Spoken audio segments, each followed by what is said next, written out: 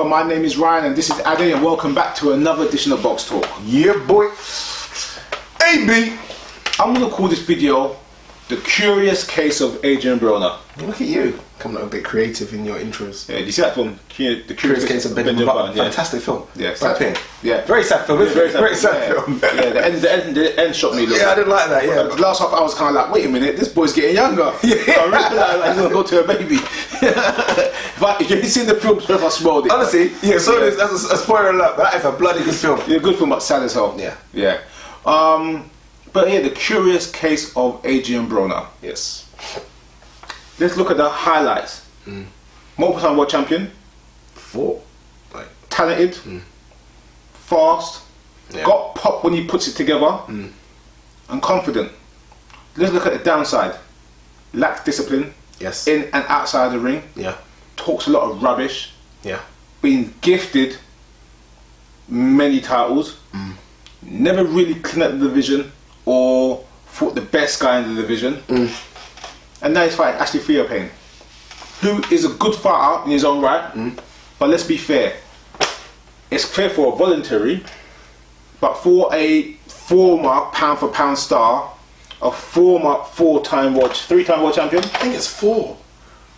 130, 135. Did he go 1? I think he 130, 135. Yeah, 147. Yeah, we'll say be a 4-time world champion. Let's be honest, on the comeback trail, really. Yeah, people still not high. Yeah. After the Porter loss. Yeah. There is a whole bunch of names he could fight at 140. Feain shouldn't be one of them. More. Yeah, it's a strange way this fight's been made, especially when you think of the relationship he has with Floyd Mayweather. It's a relationship. Yeah. You know, it's like a brother one. They would argue, they shout, they make up, they hug, and then you're fighting one of Mayweather's proteges, so to speak. That Mayweather says could beat you. Yeah, so it's almost it's a fixed fight in that sense. Yeah. You know what I mean? In all sense of the words. I like Adrien Broner. I do. I know me and Ryan go back and forth with it. I'm not as high as I was 3 years ago. 3 years ago, at 135, and I'll say this now, it would have killed anyone at 135. Maybe Mickey Garcia would have been the good fighter I'd like to see, but at 135, he was obviously clearly a lot bigger than them all. Yeah. Stronger, faster. No. He was a problem. Yeah, he looked like a different sort of animal. Like, whoa. And then obviously his arrogance made him think he could go to 147 and fight a guy called Marcus Maidana. Yeah. And that was a silly mistake. But when you guys look at the losses on the record, the losses still will say Marcus Maidana and Sean Porter. Yeah. And I would like to throw in there that even though it's a win, I thought he won the fight. Ponce de Leon was a close one. Yeah. But that Malignaggi fight as well was pretty close as well. Pretty close. Malignaggi had skills. Yeah, and that fight shouldn't have really been close on paper. No, it shouldn't have been. That's because everyone thought he was steamrolling. But I think we're getting to a stage with Adrien Broner where I actually firmly believe he now knows his limitations. He'll still talk, and he'll hype a fight up and he'll sell a fight, and that's fantastic because boxing's about getting paid. It's about getting paid. It's a dangerous sport, so don't be fooled by that. It's almost with Broner, it's got to a stage now, like with Mayweather, I almost believe they're two different people. Like me and Ryan always just talk off camera that Mayweather does all this selling and throwing money, but deep down when he closes the door and shuts the, turns off the lights, he's just a quiet little man that doesn't really do much. And I think Broner's like that as well. And I think I saw a bit of that when Broner done that in-car interview to himself when he was talking about the troubles of him and Mayweather going back and forth. And I feel like I saw another side to him. So I think there's a guy that when the lights are on, he'll do all that showing off. Kind of hard done by. Yeah, so I think there's a guy that will show off and sell a fight, but I also think there's a guy that knows where he is. Yeah. His team clearly knows where he is. And I think he's accepted knowing that he's not the best fighter in the world. Yeah. I think he's accepted that. If you look at Adrien Broner, and it's not that I dislike Adrien Broner. Yeah? No. People, I criticise someone and say I dislike him. No, you've got to look at what you have. Yeah? You've got someone that has tremendous talent and ability, and he's not using it to his best potential and he's wasting it and throwing it away.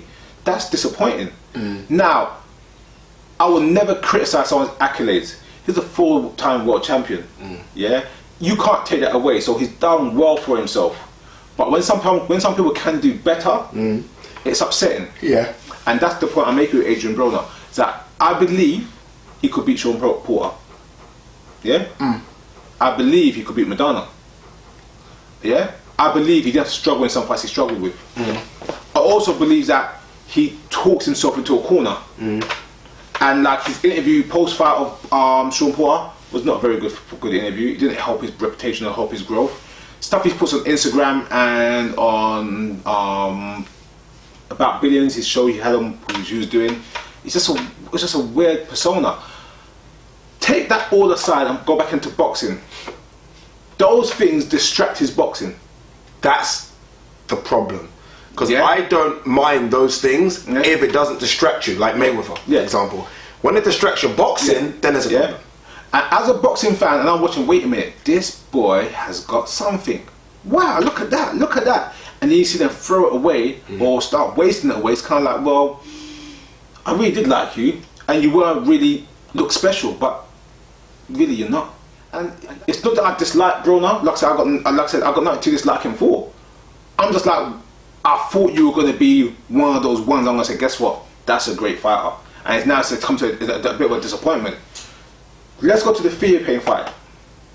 It's not that he can't fight Theophane. I think Theophane is a very good fighter. And I think in terms of where they are right now, it's an evenly matched fight. Theophane is vastly experienced, even though he's kind of, I wouldn't say older, but he's a little bit older. He's not really at the peak of his career right now.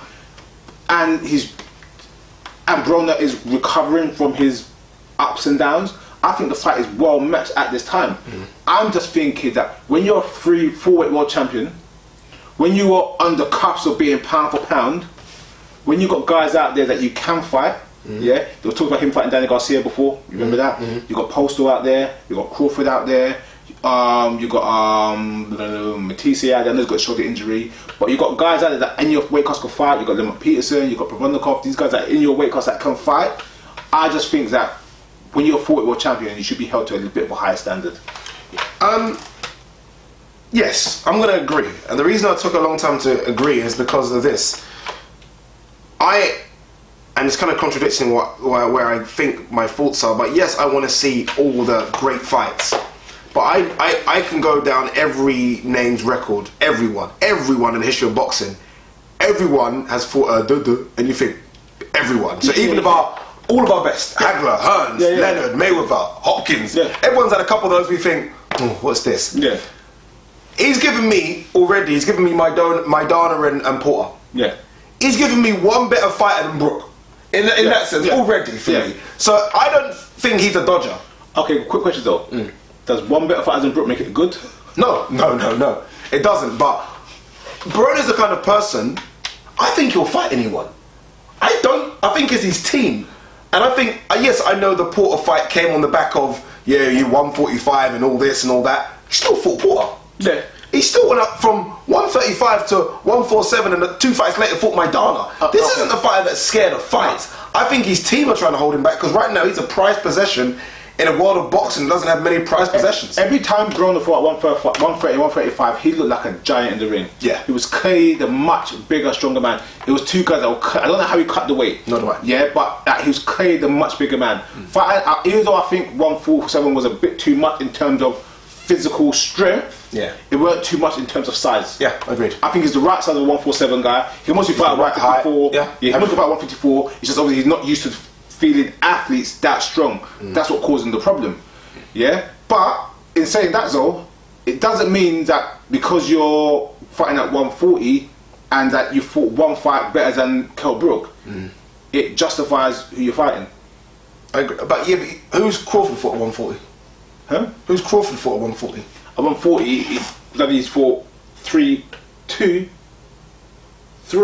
top 10 ranked contenders that are universally ranked, as we talk about, in Derry Jean, in Hank Lundy, and in I think that's it. I think this is 2. No, the guy before Delhomme, At least they're the university top. But again, they're not Matisse, they're not Provodnikov, they're not Postal, they're not Lamont Peterson either. No, you know what I mean? They're not. And he's the more recognised 140 guy for me in terms of he's the legit 140 champ for me. The difference between those two is that one that Broner is a 40 world champion, Crawford's a 2 world champion, like I said, and two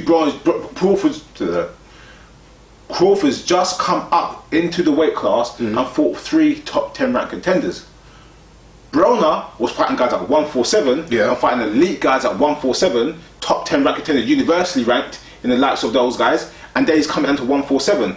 And let's not forget that he said he tricked Porter thinking he could win that fight by draining him. Yeah. So what I'm trying to say is that he's fighting at 140. So he fought top guys at 147. I'm coming out to 140, but I'm going to fight guys that I can beat.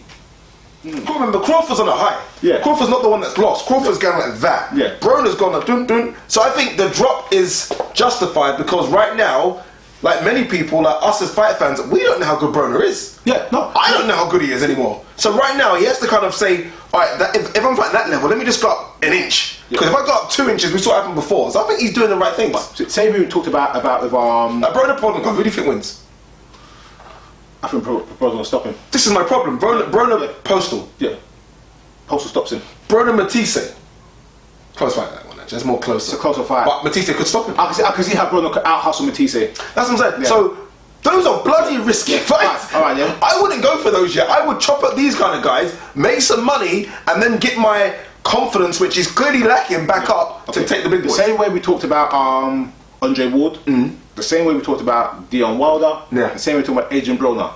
Talented guys that you don't know where they are for various reasons. Yeah. But like I said, when you're a 4-weight world champion and you have that accolade, you shouldn't have to be fighting guys that you could beat. 4-weight world champion. Yeah. When you're a 4-weight world champion, you're in a very, very small bunch of fighters in the history of boxing. So I can say I'm a 4-weight world titleist. There can't be more than 10. There's a few. No, I'm 4 weights. You get my point though, yeah? You shouldn't be fighting guys that are not really in your class in theory. I will say this about Theophane, and you know, I think he's a good fighter. I like Theophane, you know I do. I feel like the British media have done an injustice here. Yeah. Look, I get that Theophane's based himself in America, and by the way, good bloody decision. Because I looked at Theophane's record the other day. Before this American little rendezvous, he was fighting in York Hall, Bethnal Green. Now he's in the undercard of Mayweather fights sometimes, and now he's fighting Adrien Broner for a world title. Yeah. So he's done the right thing in terms of progressing his career. Danny Garcia and he fought Danny Garcia and beat him. Yeah. I said it now, it was a split decision. Yeah. He beat Danny Garcia. Danny Garcia was, I think, 15-0 at the time, so I think he got the decision.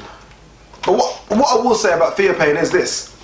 He comes to fight. No, he's a tricky customer. He's a good fighter. I like Theophane. There's nothing wrong with Theophane. I'm not saying Theophane's a bad fighter. Is there a problem with this? This is a voluntary though. No, I'm just saying, I'm a fan of Theophane. I will watch Theophane's fights. I will download his fights. I will go to watch his fights. I've got no problem with Theophane. I'm saying that a 4-time world champion, with a division at 140, the way it is right now, should really be fighting the guys that are in the place. Is Theophane a universally recognised top 10 fighter? No. There you go. I'll say one word. I'm going to end it with 3 letters. Yeah, Uncle Al. EBC.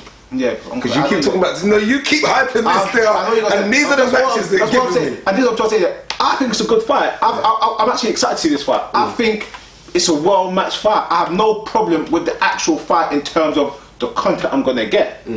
I'm just saying that 4-weight world champions with those type of accolades and the way his career has been, with the guys he's fought previously, regardless if it's win, lose or draw, he should be fighting universally recognised guys and the other guys out there that are real fighters. Provodnikov right now is slipping out of that top 10 ranking. It's very strange. And he could be fighting him. Because a year and a half ago, if I said to you who would win Broner Khan, you would have gone one word, Broner. Yeah. How was Broner slipped like this? Yeah. I think, see, okay. Remember there was even talks about Broner fighting Mayweather? Yeah. And then I think Broner even said in the interview, said, I wouldn't want to hand my big brother his first L. Yeah. How? And I even remember Max Kellerman done an interview saying that Broner could potentially cause Mayweather more problems than anyone.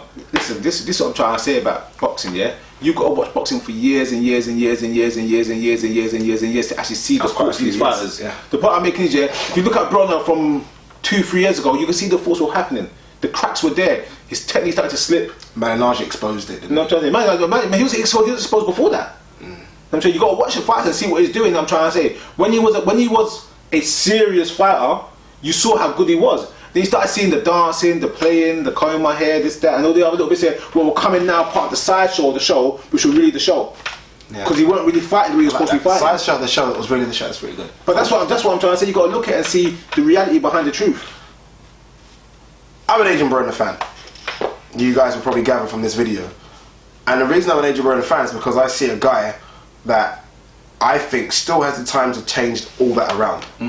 This is a guy that is, I don't know how old Adrien Broner is, but he can't be more than 27. Yeah. So this is a guy that to me still has, if he fixes it right now, the potential to say, look, I got beat by Porter and Maidana, no shame in that, let me smash the rest of these guys. And I think getting your head on right, 140 is your division, you can do that.